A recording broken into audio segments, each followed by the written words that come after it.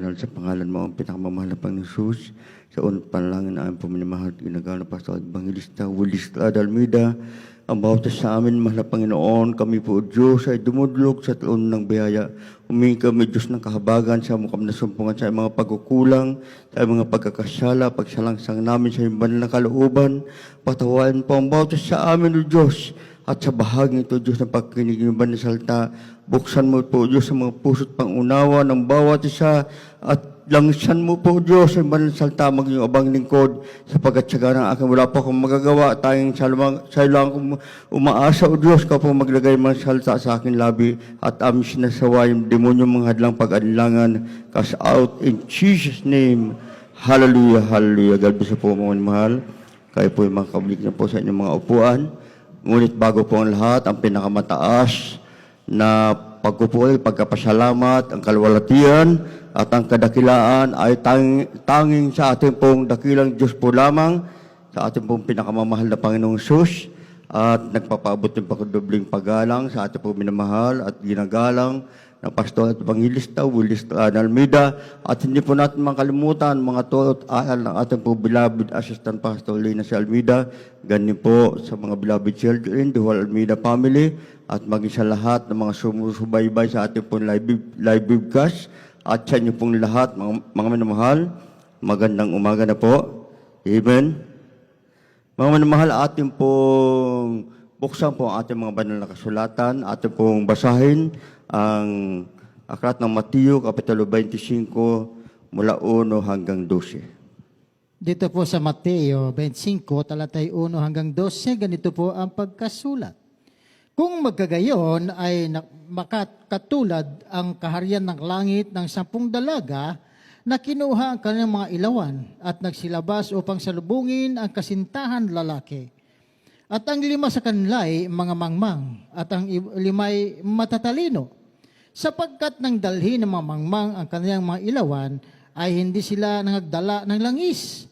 Datapwat ang mga matatalino ay nagdala ng langis sa kanilang sisidlang na kasama ang kanilang mga ilawan. Samantalang nagtagal ang kasintahan lalaki ay nangaantok silang lahat at nakatulog. Datapwat pagkahating gabi ay may sumigaw, narito ang kasintahan lalaki, magsilabas kayo upang salubungin siya. Nang magkagayoy, nagsibangon ang lahat ang mga dalagang yaon at pinag-igi ang kanilang mga ilawan. 8, at sinabi ng mga mangmang sa matatalino, bigyan ninyo kami ng iyong langis sapagkat namamatay na ang aming mga ilawan. 9, datapot nagsisagot ang mga matatalino na nagsipagsabi, baka sakaling hindi magkasya sa amin at sa inyo, magsiparoon muna kayo sa nagbibili at magsibili kayo ng ganang inyo. At samantalang sila nagsiparoon sa pagbili ay dumating ang kasintahan lalaki. At ang mga nahanda ay nagsipasok na kasama niya sa piging ng kasalan at inilapat ang pinto. 11, pagkatapos ay nagsirating naman ang mga ibang dalaga na nagsipagsabi, Panginoon, Panginoon, buksan mo kami.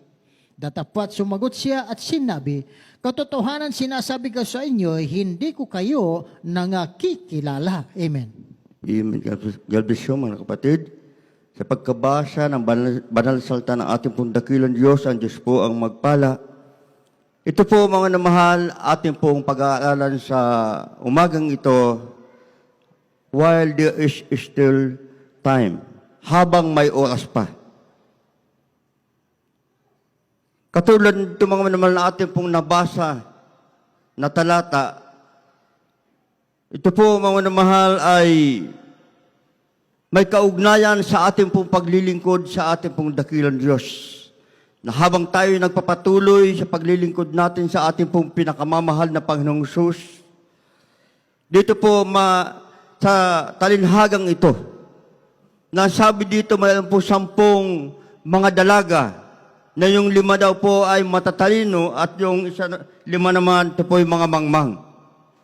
Itong 10 dalaga, ito po yung nagsimbolo ng mga Kristiyano. Nasabi dito mga namahal na yun lamang nahanda, yung talagang handa na Sila lamang daw po mga naman nakapasok doon sa piging ng kasalan. Nasabi dito, inaantay ng mga dalagang ito ang kanilang kasintahang lalaki. Nasabi dito, habang sila nag-aantay, mayroon po silang tinatawag daladalang mga ilawan. At yung matatalino, mayroon po bukod sa yung kanilang langis sa kanilang ilawan, mayroon pa silang dalang ibang langis. Ngunit yung mangmang, sabi dito, habang nag-aantay ng kasintahang lalaki, yung kanilang langis ito po ay unti-unting naubos. Dito mga minamahal, ating pong unawain, sapagkat wala po tayong inaantay kundi yung pagbabalik ng ating pong dakilang Diyos.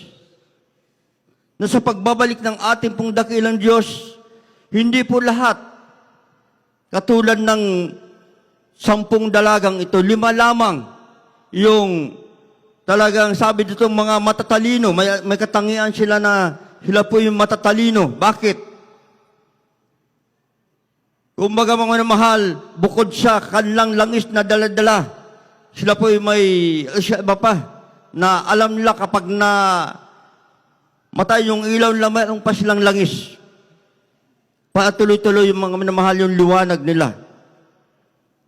Ganun din mga minamahal, sa atin po ito po'y binibigyan tayo ng pangunawa ng ating pong dakilang Diyos na sa napakalapit ng pagbabalik ng ating pong pinakamamahal na Panginoon, na hindi lahat ng Kristiyano ito po'y papasok doon sa kaharian ng ating pong dakilang Diyos. Amen.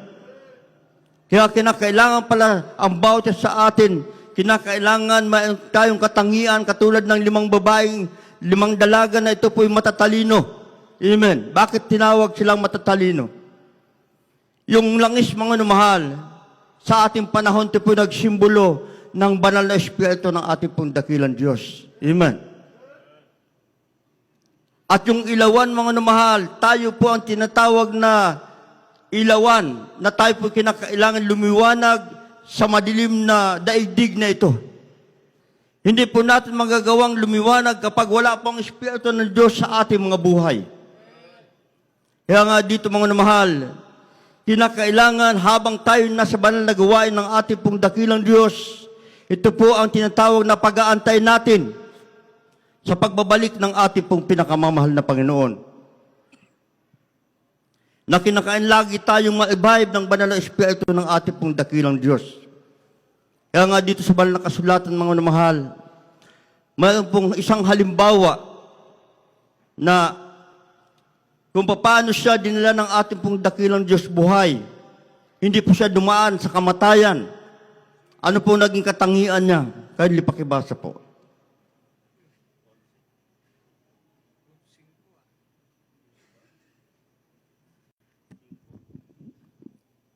Dito po sa aklat ng Hebreo, Kapitulo 11, ang talatay 5. Sa pananampalataya, si Enoch ay nilipat upang huwag niyang makita ang kamatayan, at hindi siya nasumpungan sapagkat siya ay inilipat ng Diyos, sapagkat bago siya inilipat, ay pinatutuhanan sa kanyang siya ay naging kalugod-lugod sa Diyos. Amen. Mga minamahal, si Enoch, siya po ay, sabi dito, ginawang halimbawa ng ating pong pinakamamahal na Panginoon. Na siya po'y dinilang buhay. Ibig sabihin, hindi po siya dumaan sa tinatawag na kamatayan, buhay siya dinila ng ating pong pinakamamahal na Panginoon. Ano pong sabi dito? Bago siya inilipat ng ating pong dakilang Diyos, doon sa langit, sabi dito, ito po ay pinatutuhanan sa kanyang siya ay naging kalugod-lugod sa Diyos. Amen. Yung katangian ni Enoch, mga minamahal, kung bakit siya po ay dinala ng ating pong dakilang Diyos na buhay, siya po ay naging kalugod-lugod sa ating pong dakilang Diyos. Amen. Yan po ang kinakailangan ng isang Kristiyano na sa ating pong paghahanda sa napakalapit ng pagbabalik ng ating pong dakilang Diyos, kinakailangan tayo po pala maging kalugod-lugod sa ating pong pinakamamahal na Panginoon, sapagkat daating ang panahon, mga minamahal, ang oras ng pagbabalik ng ating pong dakilang Diyos. Tutunog ang trumpita ng ating pong pinakamamahal na Panginoon. Yun lamang handa ang kukunin ng ating pong dakilang Diyos. Kaya nga, mga minamahal, ang ating pinag-aaralan habang may oras pa. Amen. Habang may oras pa, mga minamahal, sapagkat daating ang panahon, hindi po natin hawak ang ating buhay. Ngayon, mga minamahal, hawak natin. Yung susunod na mga minuto, oras, mga minamahal, ay hindi na po natin hawak yan, mga minamahal. Bakit? Wala po nakakaalam ng buhay ng isang tao. Mayroon nga dyan naglalakad lamang, nasagasaan, namamatay. Natulog lamang, hindi nagigising. Kaya mga minamahal, sabi ng ating pong pinag-aaralan, kinakailangan tayo daw po, mga minamahal, ay ating pong isasagawa na tayo po maging kalugod-lugod sa ating pong dakilang Diyos. Ibig sabihin, paghahandaan po natin ang pagbabalik ng ating pong pinakamamahal na Panginoon. Na pagdating ng ating pong dakilang Diyos, sa pagtunog ng trumpita ng mga anghel ng ating pong dakilang Diyos, yung tinatawag na pagdagit ng mga banal. Sa isang kisap mata lamang, mga minamahal, tayo po'y kukunin ng ating pong dakilang Diyos. Ganong kabilis, mga minamahal.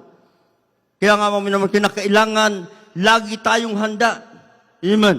Katulad ng matatalinong babae na alam lamang na mahal na sa pagbabalik ng kasintahang lalaki ng kanilang inaantay, walang iba man na mahal kundi itong sa ating panahon ngayon. Yan pong inaantay natin ang pagbabalik ng ating pong dakilang Diyos. Kinakailangan pala tayong laging handa. Amen. Sapagkat hindi po natin alam ang oras ng pagbabalik ng ating pong dakilang Diyos. Siya lamang ang nakakaalam.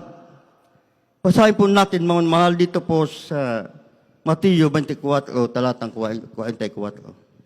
Dito po sa aklat ng Mateo, Kapitulo 24, versikulo 44. Kaya nga kayo magsihanda naman, sapagkat paparito ang anak ng tao sa oras na hindi nyo iniisip. Amen. Kaya napakahalaga po yung ating pong paglilingkod sa ating pong dakilang Diyos. Unang-una pa lang gagawin po natin, katulad ni Enoch na siya po'y naging kalugod-lugod sa ating pong dakilang Diyos. Sapagkat sabi dito, daating ang anak ng tao sa oras na hindi po natin iniisip. Amen. So kinakailangan lahat ng oras, lahat ng panahon, kinakailangan lagi tayong handa sa pagbabalik ng ating pong pinakamamahal na Panginoon. Amen. Kaya nga, mga minamahal, kung makikita po natin ang ating mga minamahal na mga magulang sa ating pong pinakamamahal na Panginoon, na simula nang sila po'y tawagin ng ating pong dakilang Diyos. Sumunod sila sa tawag ng ating pong pinakamamahal na Panginoon, bagamat dumanas sila ng mga matitinding pagsubok.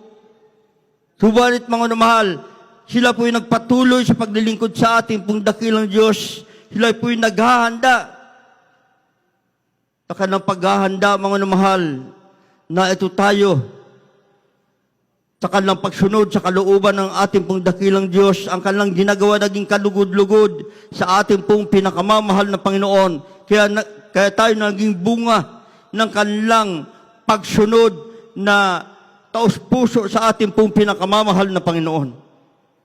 Kaya nga, mga minamahal, kung paano yung sa talinhagang ito, yun lamang 5 babae o dalaga ang nakapasok doon sa kasalan na inaantay nila yung kasintahang lalaki.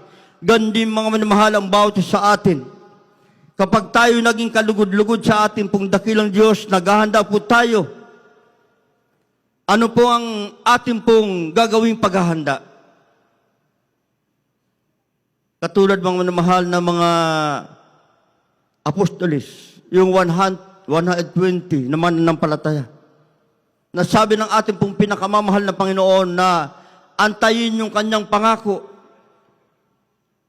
Kaya nga nung inantay nila, mga mahal, yung pangako na tinutukoy ng ating pong dakilang Diyos, walang iba, kundi yung kapuspusan ng banal na Espiritu ng ating pong dakilang Diyos. Na ito pala ang napakahalaga, mga minamahal.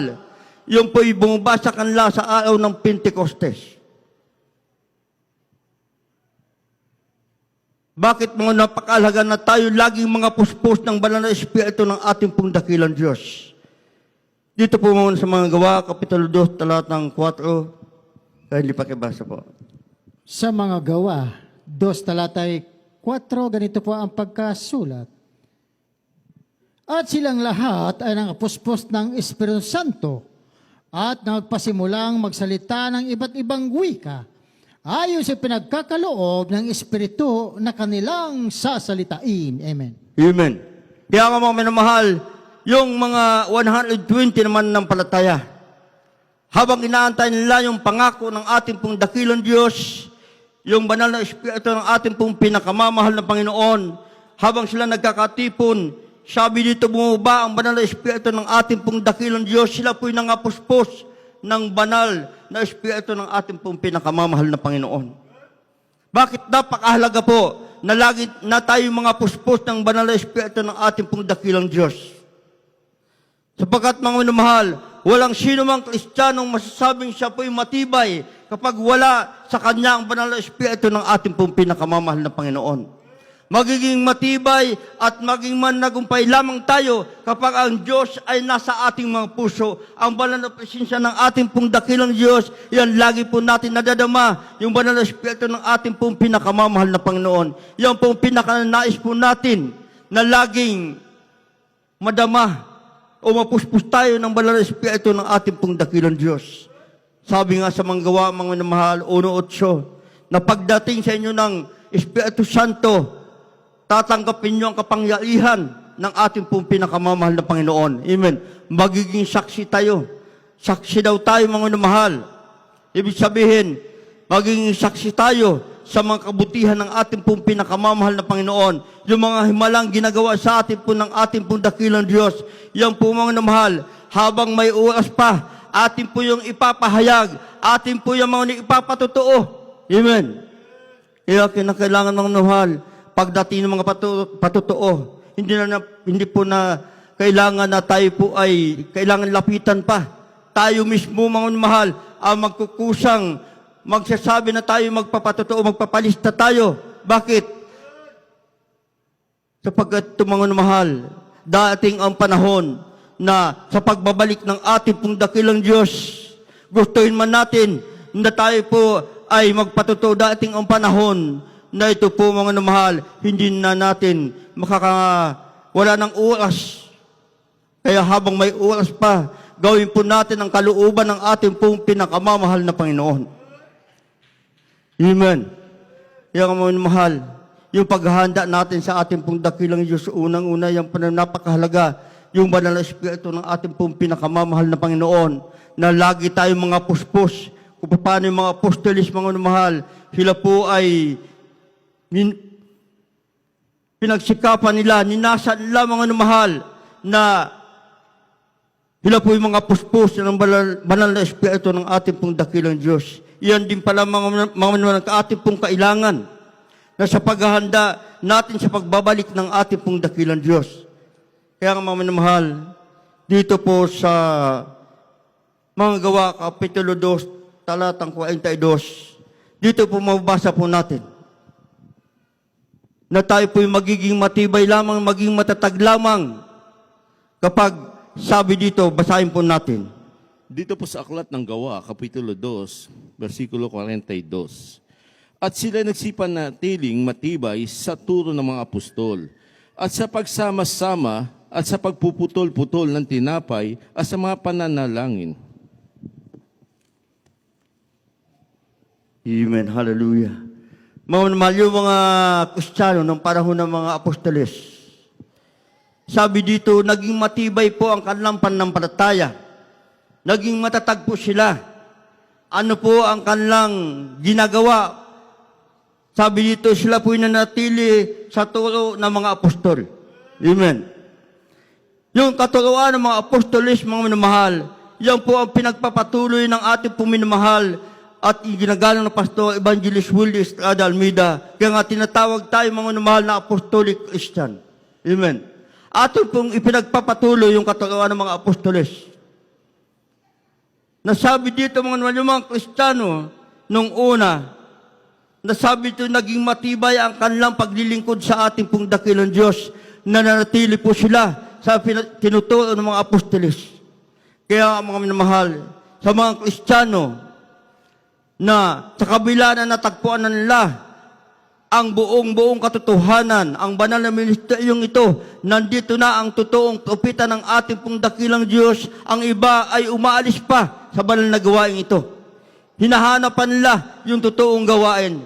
Mga minamahal, kapag umalis ka na dito, ibig sabihin, wala nang ikalawang totoo pa. Ito na ang katotohanan. Bakit? Nandito ang banal na presensya ng ating pong dakilang Diyos. Ang ating pong dakilang Diyos ang gumagawa ng iba't ibang klaseng mga himala sa banal na gawain ito. Kung paano tayo nagbago ang ating mga buhay, pinagaling ang ating mga karamdaman, yan po'y pagpapatunay lamang mga minamahal na ang Diyos ang gumagawa niyan. Bakit? Si Satanas hindi po kayang baguhin ng tao. Amen. Gusto ni Satanas pasamain ng buhay ng tao. Subalit tayo mga minamahal ay binago ng ating pong dakilang Diyos. Amen. Ibig sabihin mo naman yung pinapangaral ng ating pong minamahal ng mga magulang sa ating pong pinakamamahal na Panginoon. Ito po mga minamahal ang totoong turo na kung paano sa panahon mga apostolos na natili yung mga Kristiyano na sabi dito naging matibay ang kanilang pananampalataya. Amen. Kaya sa ating paglilingkod sa ating pong dakilang Diyos, maging matibay lamang matatag ang ating pananampalataya kapag tayo po mga mahal na natili sa turo ng ating pong pinakamamahal na Panginoon na ipinangangaral ng ating minamahal na mga magulang sa ating pong dakilang Diyos. Amen. Kaya mga minamahal, kapag naisagawa natin ang mga bagay na ito, nanatili tayo sa turo, bukod dyan mga mananatili pa tayo sa ating pong pinakamamahal na Panginoon. Basahin po natin yung huling talata. Dito po sa Aklat ng Juan, Kapitulo 15, ang talata ay 7. Kung kayo'y magsipanatili sa akin, at ang mga salita ko'y magsipanatili sa inyo, ay hingin ninyo ang anumang inyong ibigin at gagawin sa inyo. Amen. Amen. Sabi dito mga mahal, kung tayo daw po magsipanatili sa ating pong pinakamamahal na Panginoon, at yung salita ng ating pong pinakamamahal na Panginoon, yung turo ng ating pong dakilang Diyos, pag manatili tayo mga mahal, sabi dito, ito naman ang ipagkakalob sa atin ng ating pong dakilang Diyos. Ito naman tatanggapin natin, sabi dito, hingin ninyo anumang inyong ibigin at gagawin sa inyo. Amen. Marahil tayo po may mga kahilingan sa ating pong dakilang Diyos. Ngunit ang gagawin po natin, kinakailangan pala tayong manatili sa turo na ipinangangaral ng ating pong minamahal na mga magulang sa ating pong pinakamamahal na Panginoon. At ikalawa, manatili tayo sa ating pong pinakamamahal na Panginoon. Manatili tayo na maging kalugod-lugod sa ating pong dakilang Diyos na sa pagbabalik ng ating pong pinakamamahal na Panginoon, madatnan tayo ng ating pong dakilang Diyos na tayo po'y handa na sa pagbabalik ng ating pong pinakamamahal na Panginoon. Amen. At ang sabi dito, ito pa ang pakinabang natin na hingin natin na anumang ating pong ibigin. Sabi ng ating mahal na panggagawin daw ng ating pong dakilang Diyos. Ibig sabihin, dito pa lang sa lupa, pagpapalain na tayo ng ating pong pinakamamahal na Panginoon. Pasasaganain ng ating buhay ng ating pong dakilang Diyos. Lahat ng ating mga hiningi, kapag ito'y kalooban ng ating pong pinakamamahal na Panginoon, ipagkakalob yan sa atin ng ating pong dakilang Diyos. Plus magmamana pa tayo ng pangako ng ating pong dakilang Diyos, buhay na walang hanggan sa piling ng ating pong pinakamamahal na Panginoon. Kaya kinakailangan tayo po'y maging handa sa pagbabalik ng ating pong dakilang Diyos na habang may panahon pa, habang hindi pa bumabalik ang ating pong pinakamamahal na Panginoon, kinakailangan paglingkuran natin ang ating pong dakilang Diyos na tayo po'y maging kalugod-lugod sa ating pong pinakamamahal na Panginoon. Tayo po'y tumayo.